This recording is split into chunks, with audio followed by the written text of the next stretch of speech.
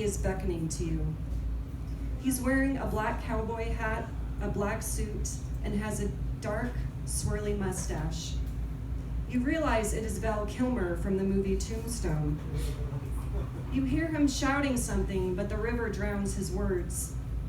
You walk faster, and as you do, you reach down to scoop up the marshmallows and eat them. Your mouth is full when you reach Val Kilmer.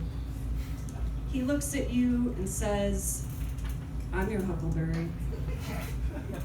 He starts coughing up blood into his hands. He looks down at the blood and then looks at you.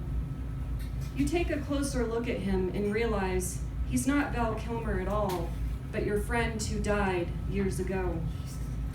You open your mouth to say what you never had the chance to say, but all that comes out is a tiny white cloud.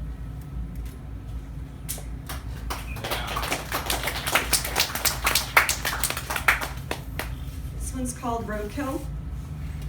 It is nonfiction, believe it or not.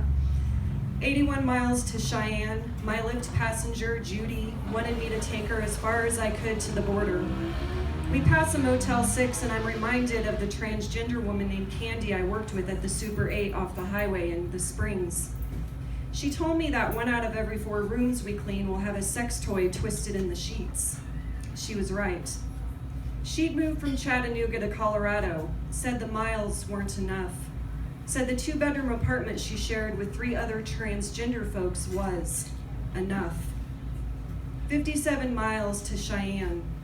Judy said she was leaving her husband after 20 years. Cheating bastard, she called him. I was reminded of the Patsy Cline song, you know which one.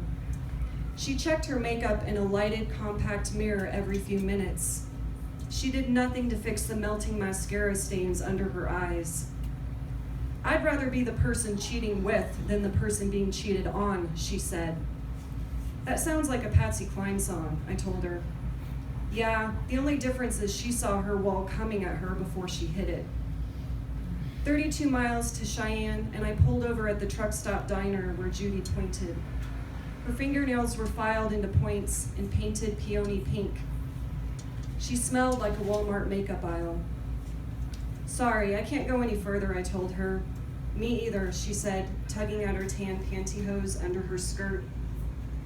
44 miles to Denver, and I remembered the first sex toy I found in the Super 8. Folks like to come here for their temporary thrills, Candy told me. No one's going to love you in the morning here, sugar pie. I turned off my Lyft app and lit a cigarette, changed the music to old Tom Waits songs. I thought about the night I quit the Soup 8. A man old enough to be that girl's granddaddy slipped into room 3 with a black suitcase and a 6-pack of banquet beer.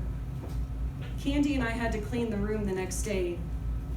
You're cheating hard, Candy sang, pointing a sad, sagging dildo at me as she stripped the bed sheets. Will make you weep.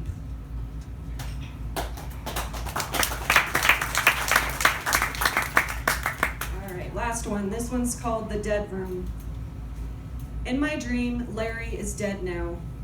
There's a room in a house where I can visit him and the others. The room is carpeted in pinkish beige with stairs that lead to a small, square attic with windows.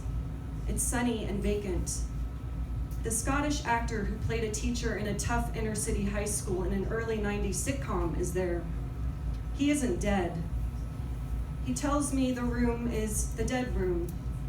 I can visit my dead and talk to them, but I can't stay, no matter how much I want to. There's music playing, but I can't tell what it is. Once, I heard a song and couldn't get it out of my head. I can't find out who sang it.